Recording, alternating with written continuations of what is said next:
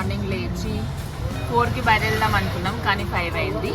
ఇప్పుడు కాశీ విశ్వనాథ్ టెంపుల్కి వెళ్తున్నాము. అక్కడ లోపల ఫోన్ ఎలా చేయరు కావచ్చు, పోయినాక చూద్దాం అక్కడ బయట ఎట్లుందో అని.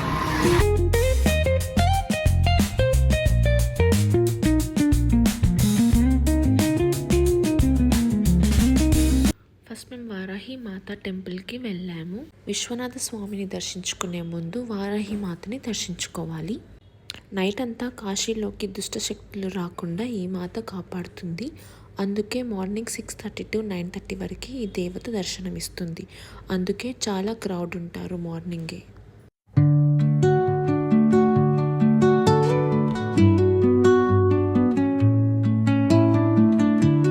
లోపలికి ఫోన్ అలౌ చేయలేదు. దేవత ఇలా కనిపిస్తుంది మనకి. కాశీ విశ్వనాథ్ మెయిన్ ఎంట్రన్స్ ఇది. లోపలికి ఫోన్ అలౌ చేయలేదు.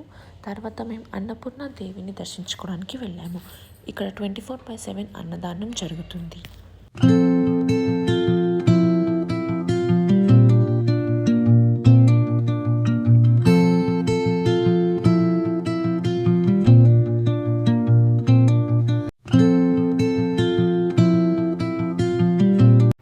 తర్వాత మేము విశాలాక్షి శక్తిపీఠాన్ని దర్శించుకోవడానికి వచ్చాము. పార్వతీదేవి బాడీ పార్ట్స్లో ఇక్కడ ఒక బాడీ పార్ట్ పడింది. అలా శక్తిపీఠం వెలిసింది.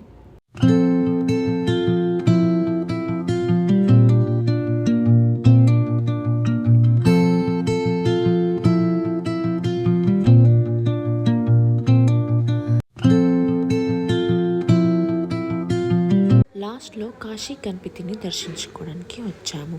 కాశీ వచ్చామని సాక్ష్యంగా ఈ గణపతిని దర్శించుకుంటాము. అన్ని ముఖ్యమైన టెంపుల్స్ చూసేసాము.